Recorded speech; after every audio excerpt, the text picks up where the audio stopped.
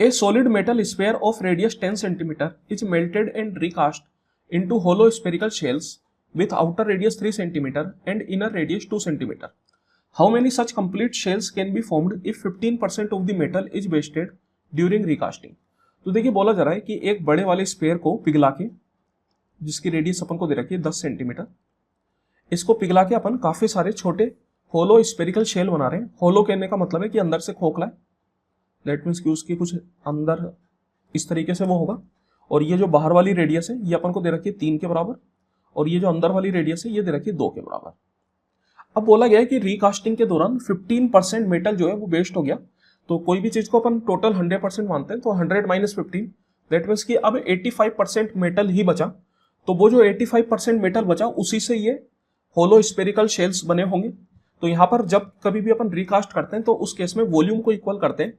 तो यहाँ पर सबसे पहले बड़े वाला जो स्फेयर है इसका वॉल्यूम क्या हो जाएगा, तो इसका वॉल्यूम हो जाएगा 4/3 पाई आर क्यूब। यहाँ पर रेडियस आपको दे रखी है 10 का क्यूब।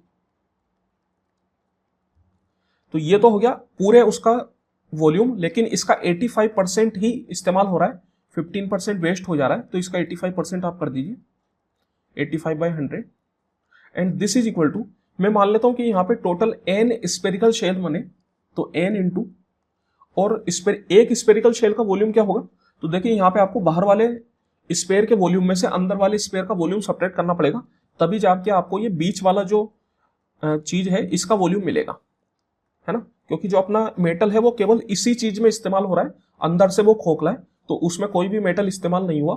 तो मैं बोल सकता हूं कि ये अपने पास हो जाएगा 4/3 पाई, तो आप कॉमन ले लीजिए, R1 cube minus R2 cube मतलब 3 क्यूब माइनस 2 क्यूब। तो देखिए 4/3 पाई तो अपना कैंसिल आउट हो जाएगा, ये 100 से 100 चला जाएगा। तो ये अपने पास बन गया n इक्वल टू 3 का क्यूब 27, 27 माइनस 8 मतलब 19, तो ये बन गया 850/19। तो सबसे पहले तो 19 का 4 बार में अपना चला जाएगा 76, तो 85 माइनस 76 अगर आप करेंगे तो 9 का मतलब हो गया 90। अब देखिए यहाँ पे 19 का 4 बार में फिर से 76 आता है, और यहाँ पे जो आपके पास रिमाइंडर आया, रिमाइंडर कितना आया 90 माइनस 76 मतलब 14।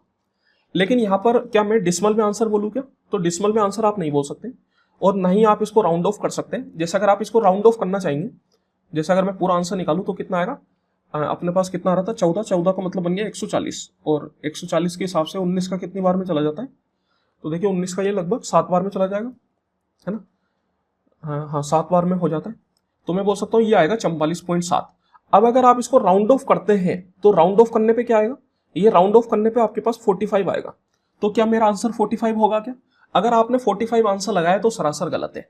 क्यों गलत है? क्योंकि ये बोल रहा है कि कितने कंप्लीट शेल बनेंगे। तो देखिए यहाँ पे कंप्लीट शेल 44 ही बने, ये जो एक शेल आपका अधूरा रह गया जो कि 0.7 है, तो इसको अपन कंप्लीट शेल नहीं मानेंगे। अगर आप इसको राउंड ऑफ कर देते हैं तो फिर 45 शेल हो गए, जो कि असलियत में बने ही नहीं। असलियत में कितने बने? 44 ही शेल बने।